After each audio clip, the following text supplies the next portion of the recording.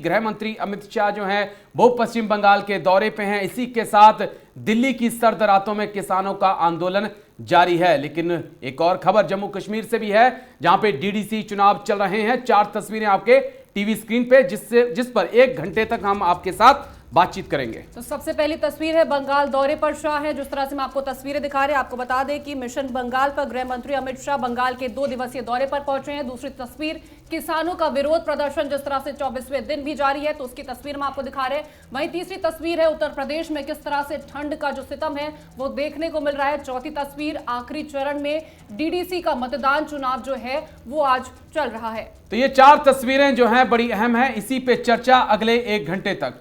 और लेकिन शुरुआत करेंगे गृह मंत्री अमित शाह के पश्चिम बंगाल दौरे के साथ, क्योंकि टीएमसी और ममता बनर्जी के गढ़ में सेंध लगाने की तैयारी जो है बीजेपी ने कर ली है। और गृह मंत्री अमित शाह जैसे ही पश्चिम बंगाल में पहुंचे हैं, सियासत जो है पश्चिम बंगाल की गरमाई हुई है। और अंदाजा यह लगाया जा रहा है कि 10 से ज्यादा विधायक जो हैं विपक्षी दलों के वो बीजेपी को ज्वाइन कर सकते हैं। तो बड़ी खबर यह है, क्योंकि गृह मंत्री अमित शाह का यह दौरा 2 दिवसीय दौरा बड़ा अहम।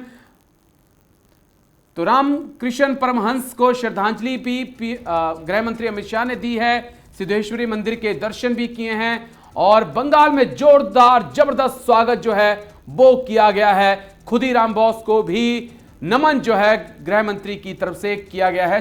5 तस्वीरें आपके टीवी स्क्रीन पे गृह मंत्री अमित शाह के पश्चिम बंगाल के दौरे की। तो जिस तरह से 5 तस्वीरें आप अपने टीवी स्क्रीन पर देख सकते हैं कि किस तरह से 2 दिवसीय दौरे पर गृह मंत्री अमित शाह बंगाल पहुंचे हैं, जहां पर उन्होंने रामकृष्ण परमहंस को श्रद्धांजलि दी। वहीं सिद्धेश्वरी मंदिर में पूजा अर्चना की, दर्शन किए और बंगाल में जिस तरह से वो पहुंचे थे वहां उनका जोरदार स्वागत भी किया गया। तो जिस तरह से आप तस्वीरें देख सकते हैं कि किस तरह से गृह मंत्री अमित शाह बंगाल दौरे पर पहुंचे थे और वहां से वो लोगों से मुलाकात करते हुए भी नजर आए। सिद्धेश्वरी मंदिर में उन्होंने पूजा अर्चना भी की। सिद्धेश्वरी मंदिर की तस्वीरें भी आपको दिखा रहे हैं, जहां पे गृह मंत्री जो है मंदिर में माता की पूजा अर्चना के लिए गए थे। वो तस्वीरें भी आपके टीवी स्क्रीन पर आप देख सकते हैं। गृह मंत्री अमित शाह सिद्धेश्वरी मंदिर में पहुंचे हैं और उन्होंने पूजा अर्चना की है। तो ये तस्वीरें पश्चिम बंगाल की हैं। ममता के गढ़ में सेंध लगाने की तैयारी बीजेपी की तरफ से पूरी की जा चुकी है और उस तैयारी को और धार देने के लिए जो है गृह मंत्री अमित शाह जो हैं मंदिर भी पहुंचे हैं। तो विवेकानंद में से नई चेतना लेकर जा रहा हूं, ये अमित शाह की तरफ से कहा गया। जिस तरह से वो रामकृष्ण परमहंस को उन्होंने श्रद्धांजलि दी, कहीं वहीं विवेकानंद जी के जो पुराने पैतृक घर था वहां पर पहुंचे थे और साथ ही उन्होंने कहा कि विवेकानंद के विचार आज भी प्रासंगिक है। और मिदनापुर में किसानों को संबोधित करते हुए भी नजर आने वाले हैं। साथ ही किसानों के घर पर गृह मंत्री अमित शाह खाना खाने भी पहुंचेंगे। तो बड़ी जानकारी हम आपको जिस तरह से पहुंचा रहे हैं कि 2 दिवसीय दौरा है, जहां पर टीएमसी के कई नेता भी आज बीजेपी में शामिल हो सकते हैं। तो तस्वीरें आपको पूजा की दिखा रहे हैं। देखिए आप किस प्रकार से गृह मंत्री अमित शाह जो हैं सिद्धेश्वरी मंदिर पहुंचे हैं, पूजा वो कर रहे हैं। आप खुद देख सकते हैं किस प्रकार से मंदिर में जो है गृह मंत्री अमित शाह पहुंचे हैं। पुजारी उनके साथ हैं, काली माता उनके सामने हैं और पूजा अर्चना की जा रही है। माता का आशीर्वाद लिया जा रहा है ताकि ममता बनर्जी के किले में सेंध लगाई जा सके। तो पश्चिम बंगाल से सीधी और लाइव तस्वीरें आपके लिए। कि मैं उस जगह पे आया हूं जो न केवल भारत, पूरी दुनिया भर के लिए चेतना जागरूक करने की जगह है। यही वो स्थान है जहां भारत की आकाश गंगा के सबसे तेजस्वी तारले स्वामी विवेकानंद ने जन्म लिया था। स्वामी जी ने अपनी अल्पायु के अंदर ही भारत का ज्ञान, भारत की संस्कृति, भारत के दर्शन को विश्व भर में दिग्विजय कराने का काम किया था। जब अमेरिका के अंदर सर्वधर्म सम्मेलन हुआ, उस वक्त स्वामी जी ने अपने एक ही वाक्य से सनातन धर्म का विश्व बंधुत्व की व्याख्या को पूरी दुनिया को परिचित कराया था। स्वामी जी वो शख्सियत थे जिन्होंने आधुनिकता और आध्यात्म को जोड़ने का काम किया। कि स्वामी जी के विचार उस वक्त जितने प्रासंगिक थे आज भी उतने ही प्रासंगिक हैं। दुनिया को स्वामी जी के विचार की उस वक्त जितनी जरूरत थी उससे ज्यादा जरूरत शायद आज है। और मैं इस पवित्र स्थान पर ईश्वर से यही प्रार्थना करता हूं कि हम सबको स्वामी जी के बताए हुए रास्ते पर चलने की आशीर्वाद दे और चलने की प्रेरणा दे। और मेरा निश्चित मानना है कि ये मार्ग ही न केवल भारत, समग्र विश्व के कल्याण का मार्ग हो सकता है। तो इसी खबर पर ज्यादा जानकारी देने के लिए हमारे साथ हमारे संवाददाता निशांत राय जुड़ गए। निशांत, जिस तरह से गृह मंत्री अमित शाह 2 दिवसीय दौरे पर पहुंचे, इससे पहले हमने देखा था कि बीजेपी अध्यक्ष जेपी नड्डा भी पहुंचे, तो कितना अहम हो जाता है उनका ये दौरा?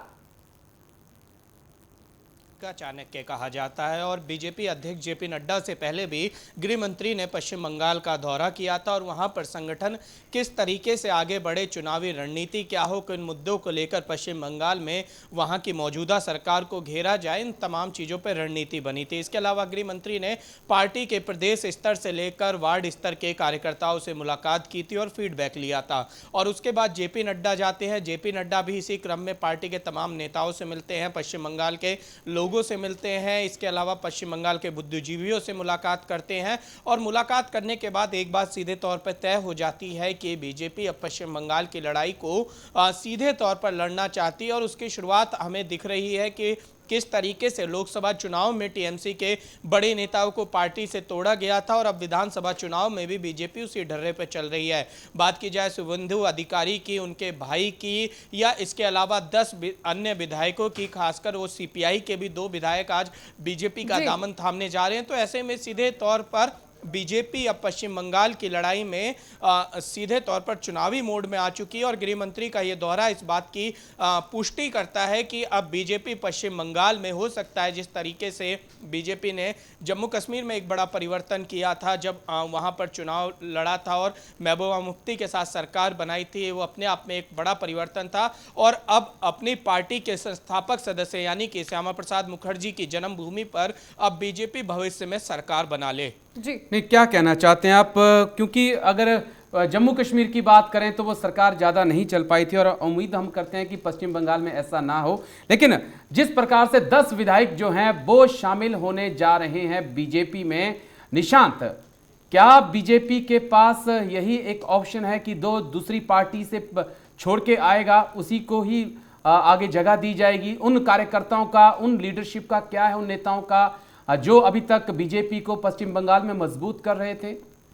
देखिए, पश्चिम बंगाल में बीजेपी संगठन के तौर पर कभी भी मजबूत नहीं रही है। और किसी ने तो खड़ा किया होगा ना। बिल्कुल, इसका उदाहरण रहा है पिछला विधानसभा चुनाव।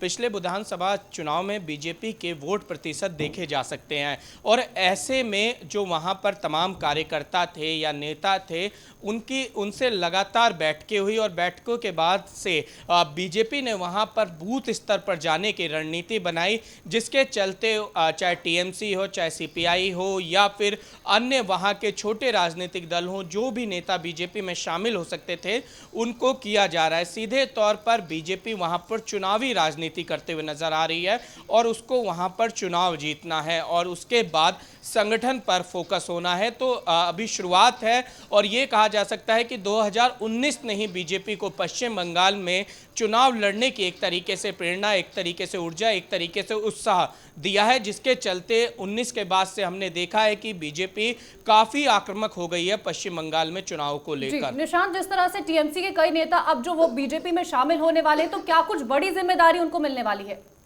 देखिए, कहना मुश्किल होगा किसको क्या जिम्मेदारी दी जाएगी। हालांकि मुकुल रॉय का एक उदाहरण है कि मुकुल रॉय को बीजेपी में शामिल किया गया और सीधा राष्ट्रीय टीम में उनको ले आया गया। बंगाल में भी उनको वायु श्रेणी सुरक्षा दी गई। हालांकि उन पर शारदा चिट फंड के नाम पर बीजेपी ने उनको बहुत घेरा था, लेकिन जैसे वो बीजेपी में शामिल होते हैं उसके बाद से वो बीजेपी के कद्दावर नेताओं में हो जाते हैं और पश्चिम बंगाल की रणनीति में वो अहम भूमिका निभाते हैं। चलिए, बहुत बहुत शुक्रिया निशांत राय आपका हमारे साथ जुड़ने के लिए और तमाम अहम जानकारी देने के लिए।